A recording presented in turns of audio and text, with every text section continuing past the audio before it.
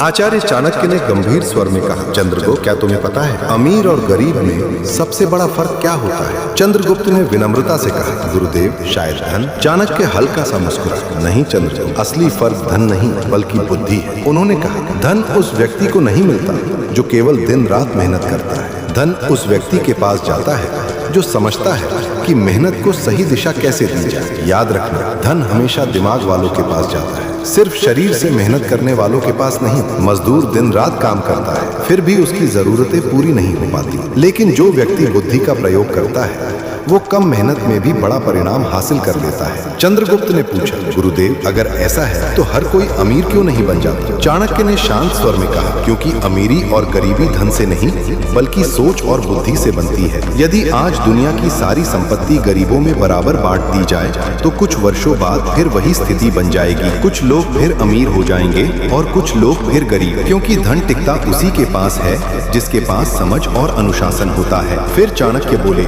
आज मैं तुम्हें धनवान बनने के 7 सूत्र बताऊंगा। पहला नियम, अपनी बुद्धि में निवेश करो। चाणक्य बोले, सबसे बड़ा निवेश धन में नहीं अपनी बुद्धि में होता है। यदि तुम सच में अमीर बनना चाहते हो तो सीखना कभी मत छोड़ो। जो व्यक्ति सीखना बंद कर देता है उसकी प्रगति भी वहीं रुक जाती है। जीवन के अंतिम क्षण तक सीखते रहो, क्योंकि ज्ञान ही वह शक्ति है जो साधारण मनुष्य को असाधारण बना देती है। दूसरा नियम, अवसर पहचानो। चाणक्य ने कहा, अवसर कभी दरवाजा खटखटाकर नहीं आते, वे अक्सर समस्या, ताने या छोटे मौके के रूप में आते हैं। ज्यादातर लोग उन्हें पहचान नहीं पाते और वही मौका खो देते हैं। लेकिन जो व्यक्ति अवसर की आवाज सुन लेता है वह सफलता की ओर बढ़ जाता है। धन अवसरों के रास्ते से ही जीवन में प्रवेश करता है। तीसरा नियम, समय सबसे बड़ी संपत्ति है। चाणक्य बोले, समय धन से भी अधिक मूल्यवान है। धन खो जाए तो वापस कमाया जा सकता है, लेकिन समय खो जाए तो कभी वापस नहीं आता। दुनिया के सभी सफल लोगों की सबसे बड़ी पूंजी उनका समय अनुशासन होता है। जो अपने समय को नियंत्रित कर लेता है वह अपने जीवन को नियंत्रित कर लेता है। चौथा नियम,